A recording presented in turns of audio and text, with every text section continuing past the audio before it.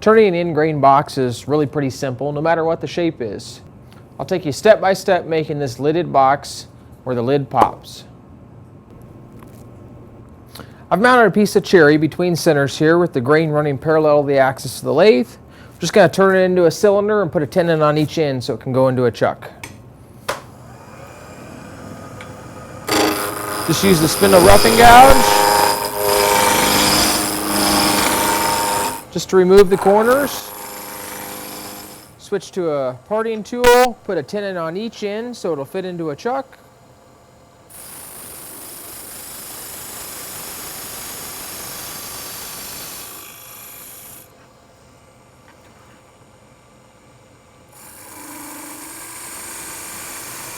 So I've mounted one of the tenons that I created earlier into the chuck. I'm going to part the base off from the lid, about 1.5 inches from the chuck. I'll use a thin parting tool, 16th inch parting tool. I'll make one cut in about 1/4 inch, then come back, make it a little bit wider on one side, and then work back and forth, kind of like chopping with an axe, but pushing with the parting tool so that it doesn't bind. Once you get it down small, you can reach around with your left hand, part all the way down, let it fall off into your hand. Now I'll use a spindle detail gouge just to clean up the face. This is the bottom of the lid.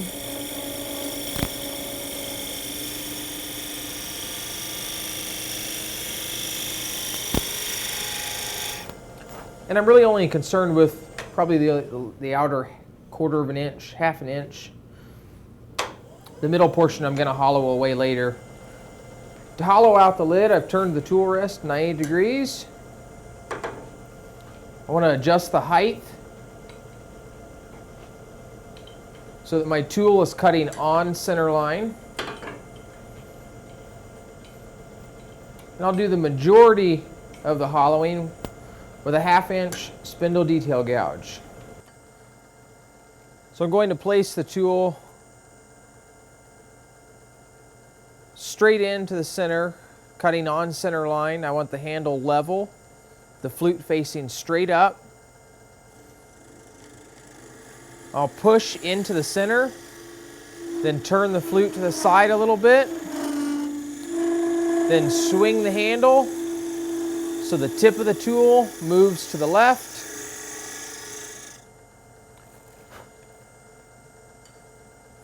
And just repeat the process to go deeper and wider.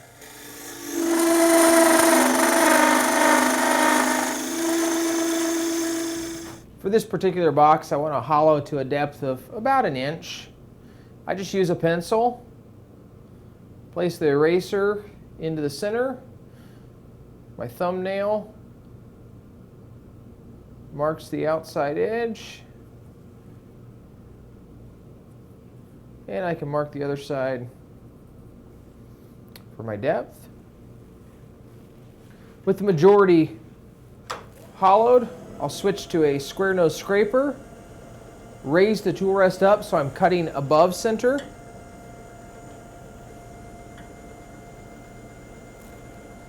Keep the handle level, parallel to the ways of the lathe. Push straight in.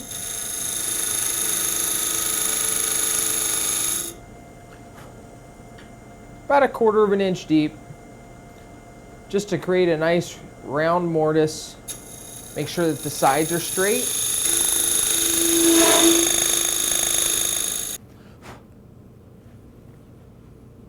Then I'll switch to a round scraper, very similar to a traditional round nose scraper, but it's a piece of round bar stock with a high-speed steel round cutter on the end. The round shaft is much more stable than a rectangular traditional scraper. And I'll use this just to make a couple of light finishing cuts on the inside of the lid,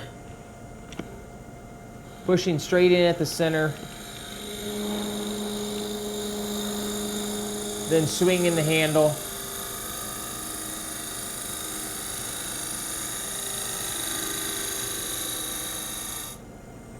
To the outer edge. Till I get a nice smooth dome shape to the inside.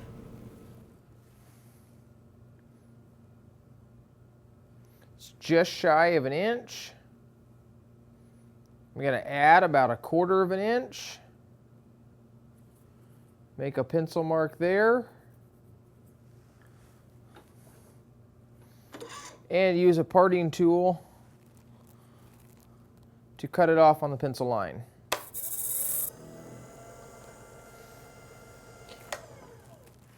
Any sanding or finishing that you want to do on the lathe, you'd want to go ahead and do to the inside of the lid. Then use a parting tool again. Separate the lid from the waste block held in the chuck. Now I've mounted the bottom piece of the box into the chuck with the tenon I formed earlier. First thing I'll do is use a spindle detail gouge just to face off this end.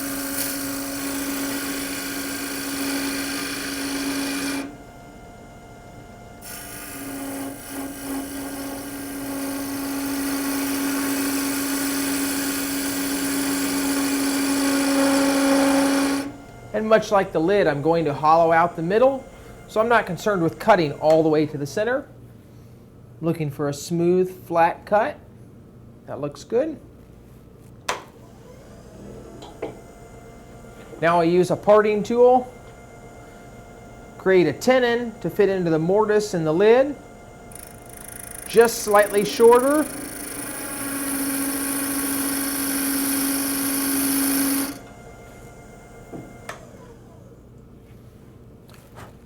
Now this is a guess and check process. You'll want to remove just a little bit of wood.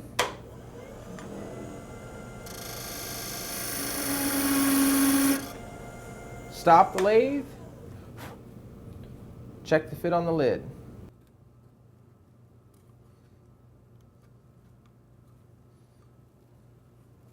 That's about perfect. Now I like to line up the grain whenever I put the lid on. Doesn't necessarily matter.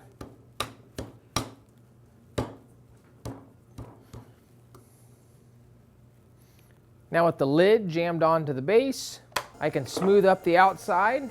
To smooth up the outside of the two, on a nice cylindrical box like this, a skew makes a good tool, just for a light cut.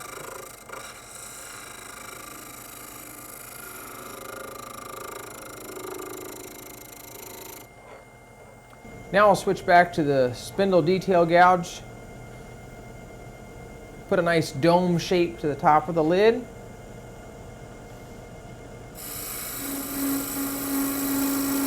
You just make light cuts. Remember that the lid is held on there with friction.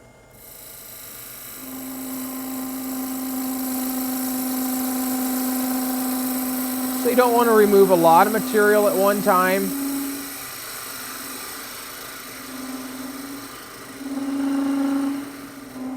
And also remember that at the very center, I have about 1/4 of an inch of wood. So I don't want to remove too much wood cut into the interior.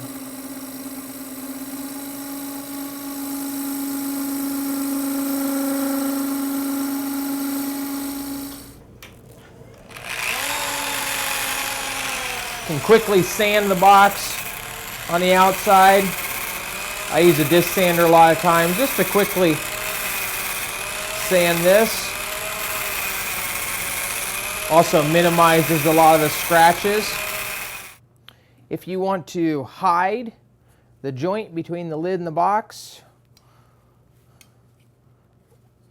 or accentuate it, you can make a little V cut, and it can be hard to see where that joint is while it's spinning. So if you take the lid off, use a pencil,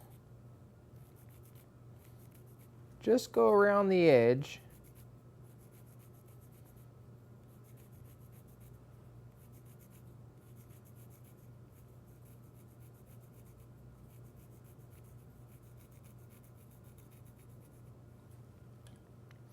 Then put it back on.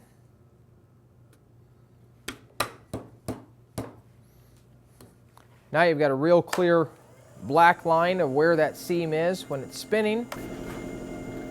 I like to use the point of my skew to create 3 little lines. One right on the seam, one on the bottom side of the box, and one on the top side of the box.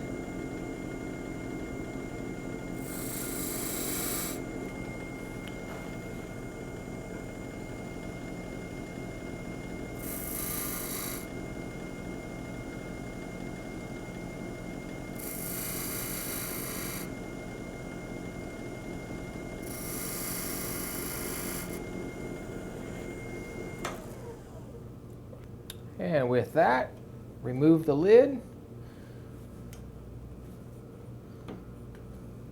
Now if you like the lid to pop, that's a good fit. Pops when you remove it.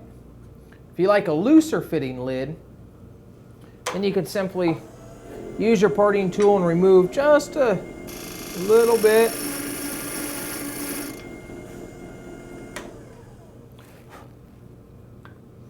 Then you have a nice loose fitting lid.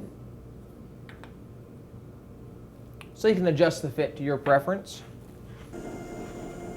Now back to the spindle detail gouge. With the flute facing straight up, push the tool straight in at center. Turn the flute over to its side and swing the handle away from you so the tip moves to the left. Smooth that up a little bit. I'll go back to a round nose scraper just for some light finishing cuts. Just like I did on the lid, I'm going to mark the depth using a pencil. Add about 1/4 inch.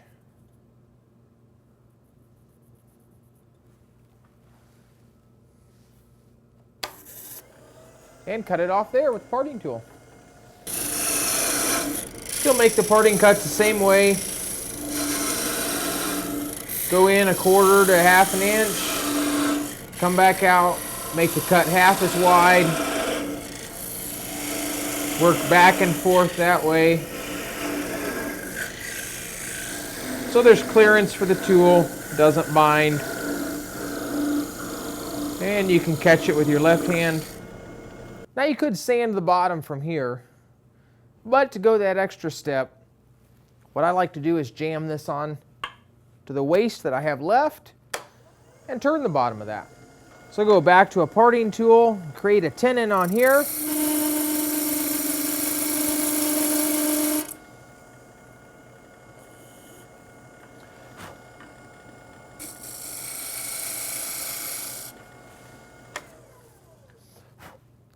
I just want to create a tenon that will be a jam fit to the inside of the box. Make sure that it seats tight up against the shoulder of that tenon. Then, much like before, use a spindle detail gouge to face off the bottom.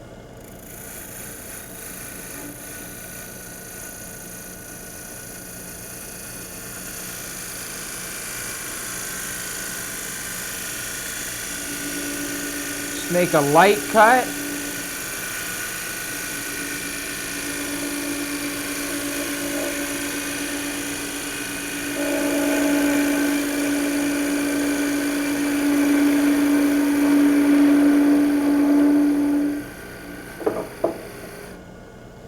Now, in order for this to sit nicely on the table, you'll want the bottom to be flat or just slightly concave.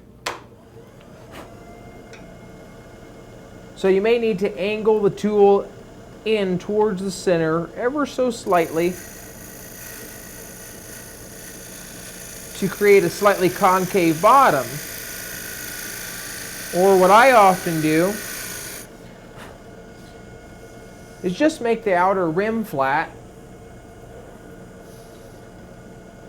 and then very lightly hollow the center, just as I did the box, using a round nose scraper.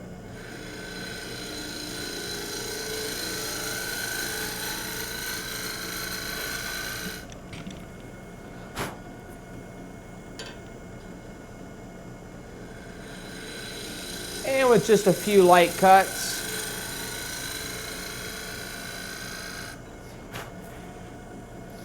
you get a nice recess in the bottom, so it sits nice on the table, and it looks really pretty.